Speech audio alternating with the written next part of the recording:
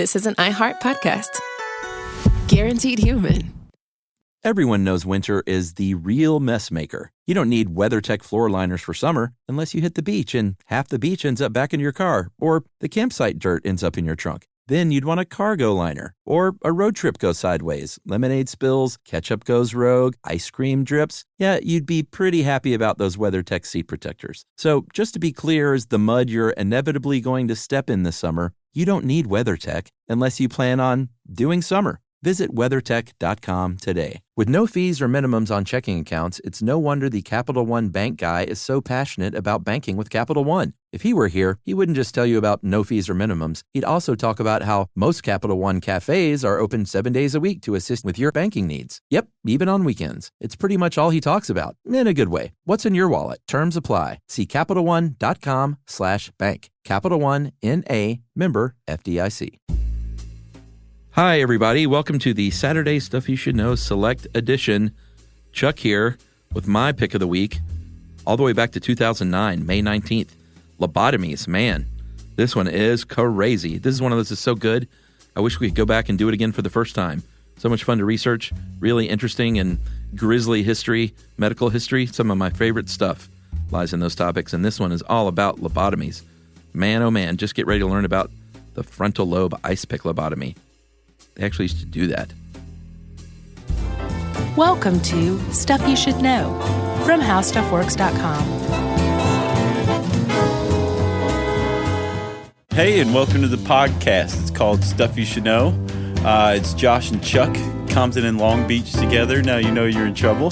What's up, Chuck? How long have you been sitting on that one? A week. That's good. Thanks. Thank you, Chuck. How you doing? I'm well, sir. You? Pretty good. Yeah, I'm feeling great, actually, Chuck. I am glad to be alive. Yeah, so, Chuck. Yes. I think this could arguably pan out to be our greatest podcast ever. You just jinxed us. No, I really don't think so. Chuck did the cheek thing twice before this one. True. He was kind enough to do it a second time. And I don't think we've ever had a topic that Chuck and I were more intensely interested in than this one. I know. It kind of just came out of nowhere, and it's really, well, not out of nowhere because it's historical, but in our eyes, out of nowhere. Which, if you... Funny I say in our eyes. Well, yeah, a little foreshadowing from Yes. Charles Bryant. Nice one, Chuck. Mm-hmm. If you will get off of LOL Cats for a second and go check your iTunes, you'll find that the title of this one is How Lobotomies Work. Yes. And that's what we're going to be talking about, are lobotomies. So fascinating. It really is. Lobotomies kind of exist in this little segment of 20th century culture. Medical madness, I guess you could say, right? Right. And pop culture, because you still hear it being thrown around like, boy, somebody lobotomized me, scramble my brain. But it's kind of exactly the way it happened. Yeah. Yeah. So, Chuck, you're a lover of great cinema, right? Of course. Of course, you've seen One Flew Over the Cuckoo's Nest, right? I have a poster. You do? Yeah, good one. Yeah, the one of Jack Nicholson laughing with the watch cap on. Yeah, that's a good one. So, of course, you remember the pivotal scene of the movie where McMurphy is lobotomized for being unruly. He tries to kill Nurse Hatchet because... Nurse Ratchet. Hatchet. That was a Freudian slip right there. It was. She was a hatchet. Yeah. So... well, she was mean and no, I'm totally with you. It was the Freudian slip part that got me. I had like 8 jokes going in my head at once, and I was like, can't say that, can't say that, can't say that. So, like the Terminator. Yeah. Scanning for possible That's responses. Exactly right, yeah. So he tries to kill Nurse Ratchet because she was a terrible nurse and kind of evil. Yeah, very evil. And so he gets lobotomized, and they don't show the procedure. Don't worry if you ever want to know what one was like. We're going to go into grisly detail in a minute. And he comes out just kind of this drooling imbecile. Awful. Which I have to remind everybody was actually a medical term before it was Imbecile slang. was? Imbecile, moron, and idiot were all degrees of mental retardation. Wow. Uh-huh. Isn't that weird? Yeah, well, of course, this is at the same time that people were performing lobotomy, so it seems like very archaic, even though it wasn't that long ago. Yeah, well, let's set the scene, okay? Okay. All right, so we're talking the 1930s. Right. And the 1930s were a terrible time to be nuts.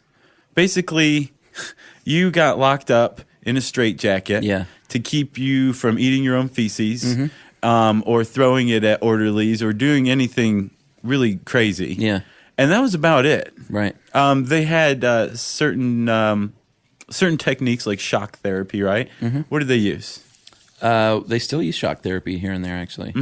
So you have like electroconvulsive therapy. Right. And you had, apparently they also used to use insulin. Oh, okay. Insulin, right? We know how bad that is from, I can't remember, one of our aging podcasts, right? Right. And they would basically inject a hefty dose of insulin into a patient to, you okay, Chuck? Yeah. Okay. I thought my paper rustling was going to get the wrath of Jerry. They know we use crib sheets, buddy. Sure. So they'd inject a patient with a hefty dose of insulin and would basically shock their system, possibly causing convulsions. There was another drug. Was this just to subdue them? Hold on, I'm getting to that. This is the craziest part. This was the grasp that medical science had on mental illness at the time. Right. There's another drug called metrazole, which was a respiratory and circulatory stimulant. And in hefty doses, it too produced shock and convulsions. Wow. So if you'll notice, all three of these produce convulsions. It's shock therapy. And the reason that they did that was because there was a suspicion that there was a link between epilepsy, convulsions, and mental illness. And that if you had one, you couldn't have the other. Right. So by producing convulsions, they thought that they were treating mental illness. Wow. Unbelievable. Yeah. So you could have just had epilepsy and that they would sit you in the electroconvulsive shock therapy chair and to treat you. Yeah. They'd stick a little paddle in your mouth and turn on the juice. I tell you what, man, I sometimes look back and say, boy, the 1950s, that would have been cool to live back then. But then you hear stories like this and you kind of forget about the downside. Yeah. ECT is definitely one of the downsides of this era, right? All right. So, another problem with this was that the mental care. Wow. Have you had a lobotomy? I had a little bit of one, yeah. No, I had some metrazole earlier. Okay. I'm all jacked up. Nice. The state of mental hospitals in the U.S. In the 30s and 40s was that they were overcrowded. Right. Because I mean, if you can't treat anybody, really, you can't treat their mental illness. Once they come in, they're in. Yeah, right? And they wanted docile patients. They wanted people that didn't cause trouble. And really, any way that they could get there was kind of okay at the time. And this was also before drug therapy was created. Right. So in the 30s, 1936, this new procedure comes about.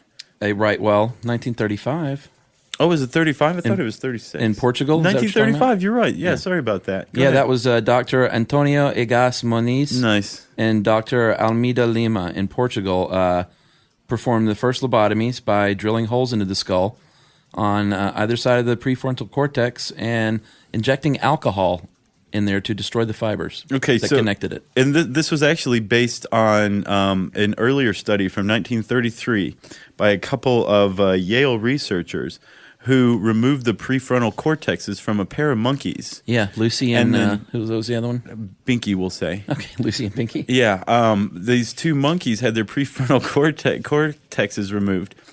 And the researchers found that they still had intellect, right? But they were lacking the emotion that led to violent outbursts when they didn't get their way. Yeah, Becky, by the way. Close. I like Binky better. Can we stay with Binky? Sure. Okay. So the doctor, the Portuguese guy, Fulton and Carlisle. Oh no, you're going back to Portugal. Yeah, Dr. Moniz. Yes, saw Fulton present. One of the Yale researchers saw Fulton present his findings. And he thought, right. My mental patients act like monkeys in a violent outburst when they don't, right. when they see things that aren't really there, right? So let me get my hands on a cadaver and see what I can work out with the brain. So this early, it was called the prefrontal lobotomy. Right. Started out, like you said, by drilling holes in the skull and adding alcohol. And the whole reason why, Chuck, the prefrontal cortex, why the frontal lobe? What's so important about that? Well, the prefrontal lobe cortex, Josh, has a number of complex functions called executive functions is what they're known as. We're talking high-level decision-making, planning, reasoning, understanding, personality, personal expression, that kind of thing. So basically your personality, the way you create things, the way you see the world, and how you react to the world, e.g. emotions, this is all generated here. It originates in the prefrontal cortex. And you are stabbing the front of your head right now as you speak, your forehead. You. Thanks, Chuck. And so that, as we all know, the brain is connected. It's all connected together. Sure. Sending and receiving signals like mass email. And so what you have here, you got two types of matter, gray and white matter. Gray matter includes neurons and brain cells and blood vessels and things like that. White matter is axons and nerve fibers, and they connect the gray matter and carry messages with electric impulses.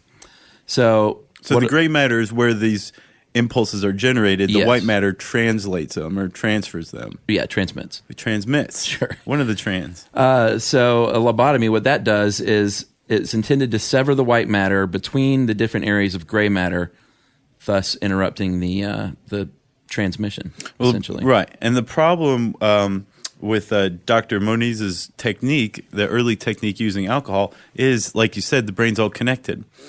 And alcohol, being a liquid, is kind of hard to keep in one place. Right. So it started to go and destroy other areas of the brain, right? Not a very good idea. But he was on to something. He was on to something by destroying the white matter, right? Yes. So instead he decided to be a little more precise, and he kept with the hole drilling method, which is actually based on an ancient method of brain surgery called trepanation. Right. Which actually, I'm going to be in trouble here. We had a fan write in and suggest trepanation, and that's what got me on lobotomies in the first place. Mm-hmm. And I apologize. So if you're out there listening, you don't remember the fan's name? Thank you, nameless fan. We love you. Binky. Thanks, Binky. Yeah, or Becky.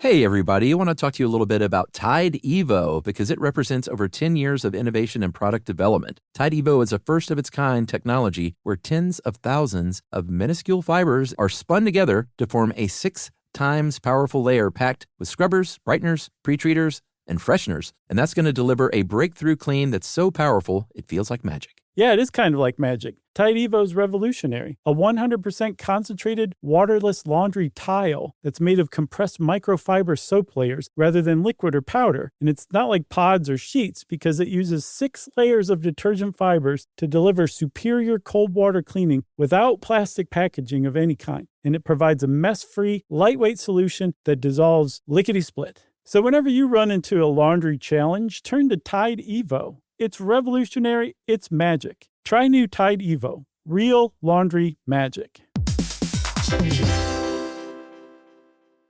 Everyone knows winter is the real mess maker. You don't need WeatherTech floor liners for summer unless you hit the beach and half the beach ends up back in your car, or the campsite dirt ends up in your trunk. Then you'd want a cargo liner, or a road trip goes sideways, lemonade spills, ketchup goes rogue, ice cream drips. Yeah, you'd be pretty happy about those WeatherTech seat protectors. So just to be clear, as the mud you're inevitably going to step in this summer, you don't need WeatherTech unless you plan on doing summer. Visit WeatherTech.com today.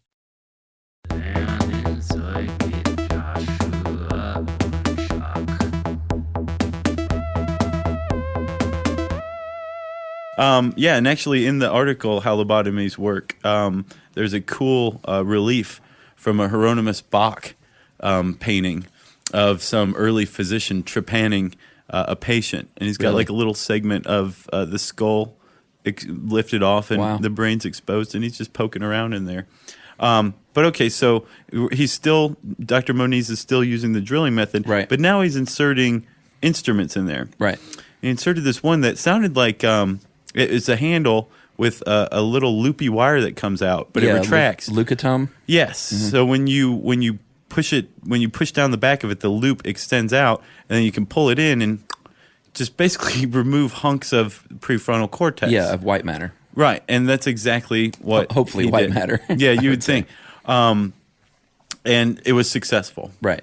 Well, yeah, sure. To varying degrees. Yeah. And maybe not again, because I think that's the first time we said that. But yeah, the lobotomy was successful to varying degrees. Very varying degrees. But there was this guy who went and saw Dr. Moniz perform one of these. Yeah, this is where it gets good. And this guy was named Dr. Walter Freeman. Mm-hmm. And for probably about, 50,000 people, in the U.S. alone. This meeting between these two men was the worst thing that ever happened in the history of humanity. Right, because that's about how many people were lobotomized between for over about a 7-year period in the U.S. Was it just 7 years? Yeah, Wow. 49 to 56. Wow. Okay. So heavy work. So then there was many, many more actually. But yeah, Dr. Walter Freeman became an immediate evangelist. He was called for lobotomies. Right. He tried Moniz's technique with a partner and did it successfully for a while. But the problem is it was still surgery. Right. It required a surgeon to do it. Operating room. Right. And Freeman was actually not a neurosurgeon. He was a neurologist. Right. It required anesthetic. Yeah. So there were some drawbacks to it in Freeman's opinion. Right. Expense being one of them, time and resources. So he created something that was a lot handier, a lot easier, and a lot quicker, and that is what we call the transorbital or ice pick lobotomy. Right. Chuck. Can I say what this is? Yes. He determined that if you took something which is technically called an orbitoclast, but it really looks sort of like an ice pick. You said it yesterday on our webcast. It's an ice pick, yeah. Call it a rose by any other name, exactly. So you put this ice pick over the eyeball, but under the bone there. What's that called? Between the eyeball and the eyelid. The eyeball and the eyelid. Until the back of the orbital bone. Right. So once you get to the back of the orbital bone, there's a little resistance there because it's bone. Yeah. And so enter a little silver hammer. And so he just tinks on that thing until it cracks through. And then he's got a pretty clean passageway to the frontal cortex. Yep. And so you've got an ice pick sticking out of your eye. He scrambles it up a little bit once it's in there, and then he does the same thing on the other side. Yep. And 10 minutes later, you're lobotomized, literally. So he'd do both sides, right? Right. He got kind of good at this. Yeah. Dr. Freeman got really, I guess you could say, good at this, or at least very fast. Mm-hmm. In 1 2-week period in West Virginia, he performed lobotomies on 228 people. Yeah. And in one day, he performed lobotomies on 25 patients, right? Uh-huh. In one day. In one day. So he's just basically bringing them in and sending them out. He's exactly doing that, actually. I read an interview with one of his assistants at the time, and he said he would literally not take breaks. As the patient left, another one would be brought in. 10 minutes later, boom. And I don't think we mentioned yet, he before he does this, he doesn't use anesthetic. He knocks them out with electroshock. Right. So it's making use of two extremely primitive and violent techniques, right? Big time. And the result was, like we said, varied. I mean, it ranged anywhere from people being satisfied and, seemingly successful, like highly emotional people, suicidal, all of a sudden being more docile and not so worried, to death, and people rendered vegetables, literally. So yeah, well, all over the map. Dr. Freeman actually referred to lobotomies informally as soul surgery. Yeah, I hate that.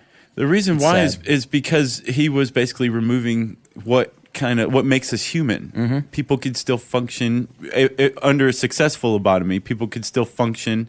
They could still talk. Right. But they weren't doing anything. They weren't bringing anything to the table. There was no reason for them to exist so much anymore. It was for the personality most part. surgery. Exactly right. Crazy. He did it again so fast, so often. And he had a touch of a showman to him. Yeah. That he basically did. He had a lobotomobile. Yeah. In which he performed demonstrations, right? Mm-hmm. He toured the country, went all over the place. I think he ended up doing, estimates run from 2,000 to 5,000 between 1946 and 1967 transorbital lobotomies in 23 states in the U.S., right? He'd perform with both hands. He would stick the ice picks in with both hands at once to add a little flair. And showmanship. Yeah, so he was basically performing shows, lobotomy shows. And not everybody reacted well to these. There's seasoned surgeons who had seen tons of gore and blood and horrible things in their lifetimes would vomit watching these things. Some had to leave. There was a nurse whose account I read of watching a lobotomy said when he moved the ice picks back and forth, it made the sound of tearing cloth.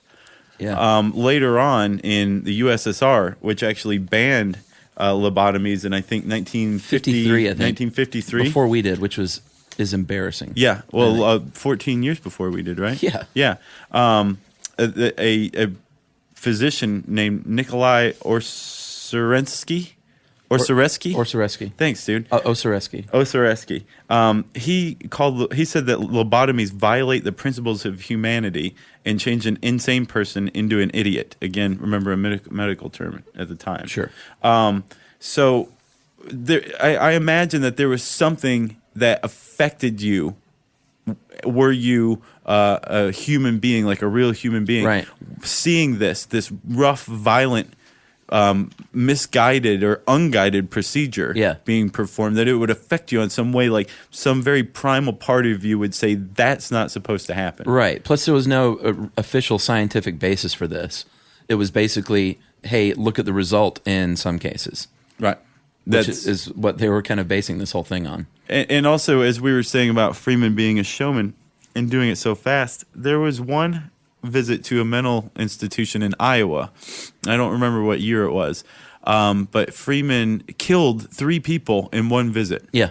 And one of the people, this is so awful, he was doing his little show-off thing with the 2 picks at once instead of, as his own procedure dictated, one and then the other side. Right. He was doing 2 picks at once, so the patient's on the table with 2 ice picks sticking out of his eyes, and Freeman says, I'm going to take a photo of this, steps back to take a photo, one of the ice picks slips and kills the patient instantly. Right. So apparently Freeman was said to have basically just packed up right then and moved on to the next place without missing a beat or saying, geez, that stinks. Packed up the lobotomobile. Yeah, and hit the road. You know one person he lobotomized, Josh? I know you do. He lobotomized John F. Kennedy's sister, Rosemary. Yep. Dr. Freeman did in 1941. Rosemary was 23 years old, and early on in her childhood, she was shy and easygoing, they say. But as a teenager, shocker, she became rebellious and moody, and that's what struck me in a lot of these cases, is so many of them were just normal human emotions, like anything from postpartum depression to, a overactive child. It's just unbelievable. Right. So she was lobotomized, and afterward was rendered basically, she couldn't speak. She had the mental capacity of an infant, couldn't control her bodily functions, and the Kennedy family basically from that point on said that she was mentally retarded, which they claim that she may have been before, but who knows? You want to talk about another guy? Howie. Chuck and I have a shared hero. Yes. He is an indomitable 350-pound, 6'3" bus driver who has this gentle, tender personality. Right. And his name is Howard Doley. And at the age of 12, Howard Doley met Dr. Freeman under unfortunate circumstances, meaning Dr. Freeman had a couple of ice picks on him when they met. Right. And Howard ended up under Freeman's care because of his stepmother, right, Chuck? Yeah, it was the kind of the classic story. The father gets remarried to a stepmother who is not very patient and understanding with her son. That sounded like he may have been a little rambunctious, but what 12-year-old boy isn't? I think you have some good notes, actual notes. Yeah, well, in Freeman's notes that Doley turned up later, and we should say Howard Doley created this great radio piece that's on NPR. You can actually find by typing in "my lobotomy" in Google. I think it's the first thing that comes up. Right. It's really one of good. the most amazing things you've ever heard, where he just goes and retraces the steps of his lobotomy that he got when he was 12 and tries to get to the bottom of what happened. We typically don't recommend people go listen to other things that it's not us, but that's how good it is. Right. Yeah, exactly. It is that good. It's way better than us, actually. Yeah, sure. But he finds Dr. Freeman's notes on his case, and apparently his stepmother pled her case to get him lobotomized by pointing out that he daydreams a lot, and when you ask him what he's daydreaming about, he says, I don't know. Right. He doesn't want to go to bed, and when he does, he sleeps well. Right. And my personal favorite, he turns on the lights in rooms when there's broad daylight streaming in. Unbelievable. I know. That kid deserves a lobotomy. Yeah. But one of the things, and I think one of the reasons why you and I both look up to Howard Doley was because he has wondered his whole life how different would he be? Right. Like I lived hard and fast as a younger man, right? Yeah, and not, I've often not like wondered, your calm days now. Right? Yeah, Your puritanical days. Actually, way harder and faster. But I've often wondered, how much sharper would I be had I not lived like that? Right. But this was my own doing. It was my own choosing. Sure. Howard Doley had to think that same thing. Like, is there something wrong with me? Is there a part of me missing? Through no choice or fault of his own. We should also say that when Howard's stepmother found that he was not a vegetable, she just got him out of the house, and he became a ward of the state. Yeah, so he went to an an all-around institution bang-up anyway. lady. Yeah. So again, in the end, he finds there really isn't something wrong with him. That he's a pretty terrific person as it turned out, lobotomy or not. Right. It took him a long time, though. I mean, he battled addiction and various forms of mental illness his whole life after this. And I think this special that aired, and he wrote a book and went and talked to his father. After 40 years, he actually finally spoke to his dad about it. And that seems to have been the thing to get him over the edge, to not feeling like a freak anymore, as he called it. Yeah, you can actually hear him working it out in My Lobotomy. Yeah, so. that big, deep voice. Yeah. He sounds kind of like Sam, not Sam Shepard. What's the guy? From The Big Lebowski? Sam Elliott. Sam Elliott. Yeah. That's what he reminded me of. The dude. Yeah. He also had that big mustache, too, sort of like Sam Elliott. Yeah. That handlebar biker mustache. Right.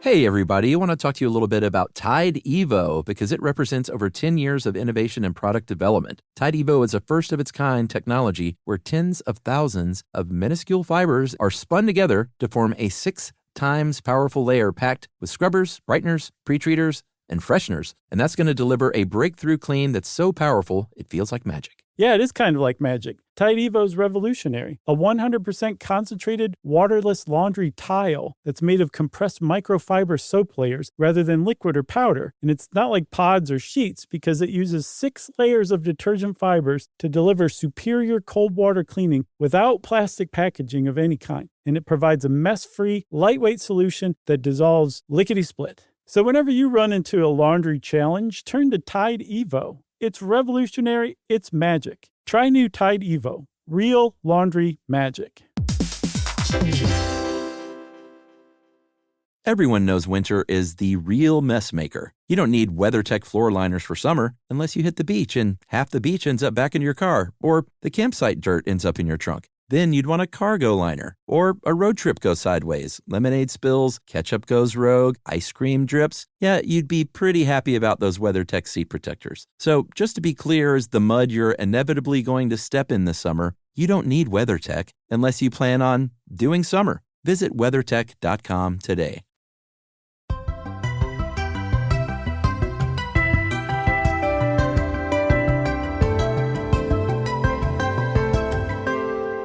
So, Chuck, whatever happened to lobotomies? Why'd they go the way of the dinosaur disco?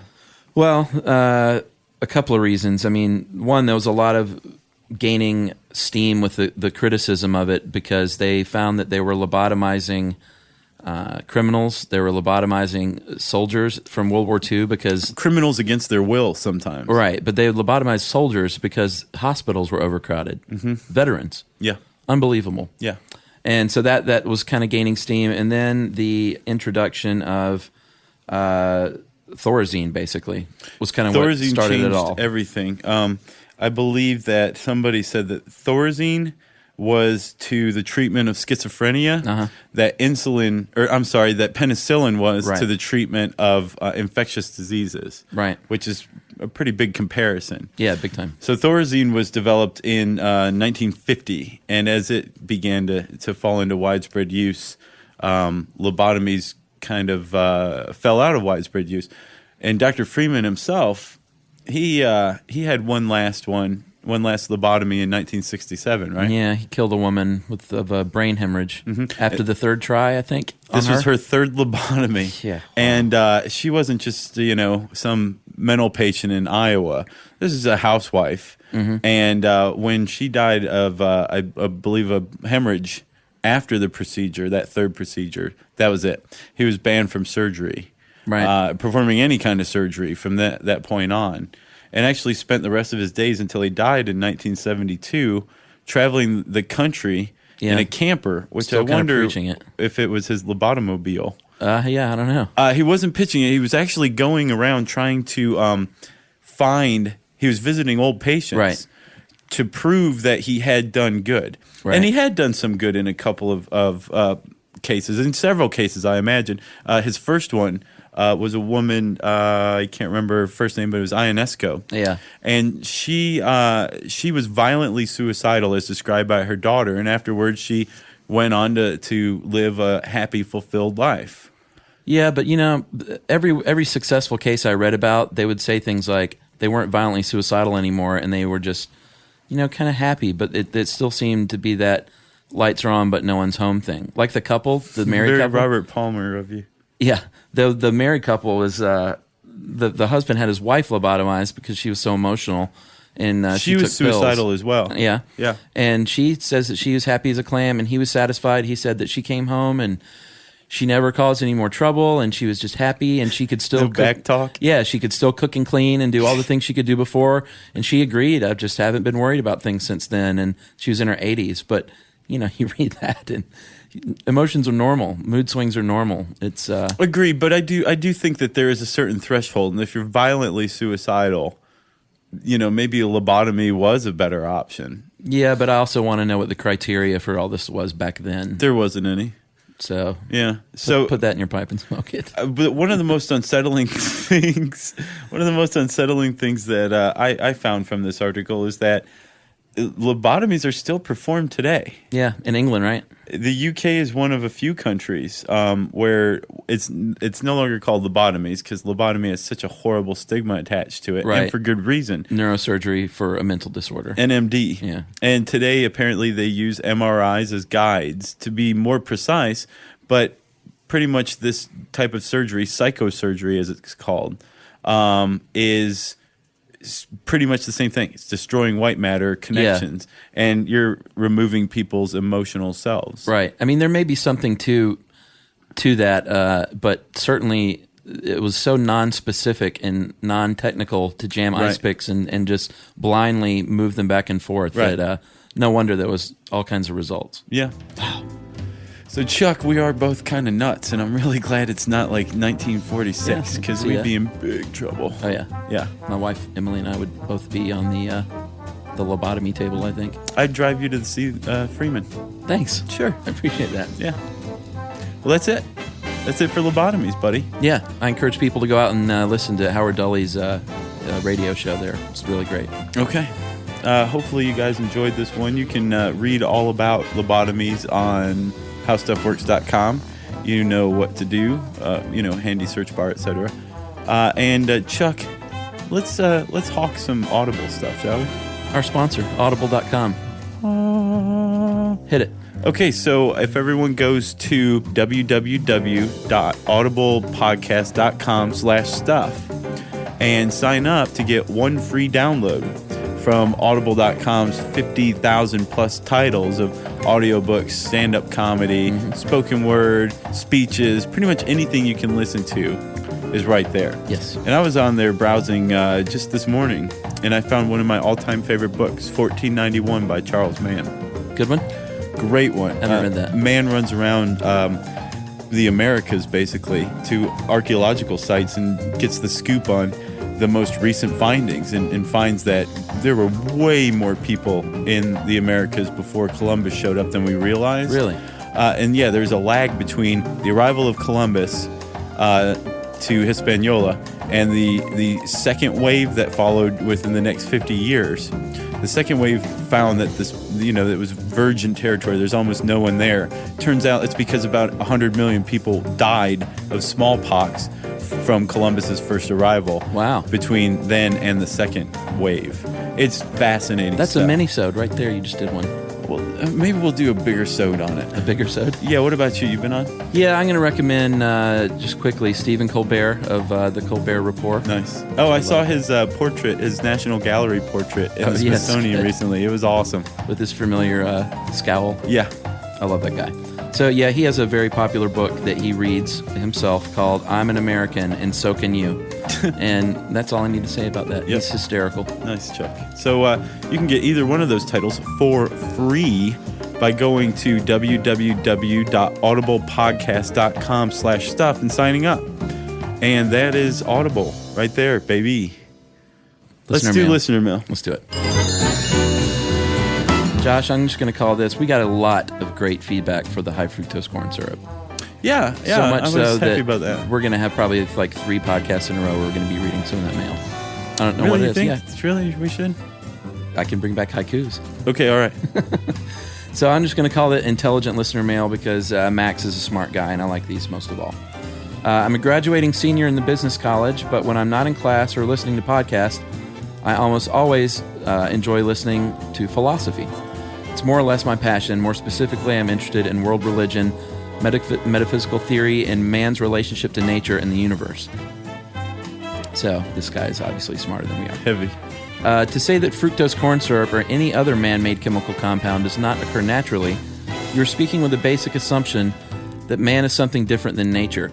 Unfortunately, for those who can find themselves above nature in importance or authority, this is not the case.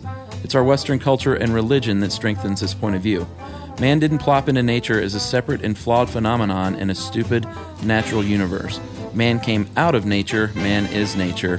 Man is the universe. To borrow a quote from my favorite philosopher, Alan Watts, in your seeing, your hearing, your talking, your thinking, your moving, you express that which it is which moves the sun and other stars.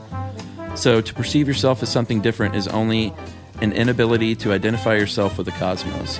So, Josh, man's manipulation of chemical compounds is really the world's manipulation of itself, or perhaps the universe manipulating itself, and that is certainly a natural occurrence. Boom. And that is what happens when I offhandedly say something is man-made. Right. Nice. Well, what's the guy's name? Max, and I Thanks, dig Max. philosophy too, so I thought it was kind of cool. We dig you, Max, and we really dig anybody who sends us something, especially if it's as intelligent as that. If you want to show off your ginormous brain, send us an email to stuffpodcast@howstuffworks.com. For more on this and thousands of other topics, visit howstuffworks.com. Geico presents a 30-second podcast between your podcast. Today's story is shared by one of our listeners. It's called Betrayed by Bill. It was in that moment I caught who was staring back at me in betrayal, or more like what? My insurance bill. With trembling hands, I grabbed my phone and switched to Geico, saving about $900 in the process, and never to be betrayed again. Now that was bloody riveting. It feels good when the story ends with savings. It feels good to Geico. Mom, can I have Lingo Kids? Dad, Lingo Kids, please! When did we become the Lingo Kids house? No idea. Last week it was dinosaurs. This week it's... Lingo Kids! Why Lingo Kids? Because it's the best thing ever. We can play games with astronauts, wild animals, and superheroes. With more than 4,000 interactive games, songs, and shows, Lingo Kids is the #1 entertainment platform for young kids. So, no dinosaurs? And dinosaurs! Lingo Kids! Everything kids love. Download it for free. This is an iHeart podcast. Guaranteed human.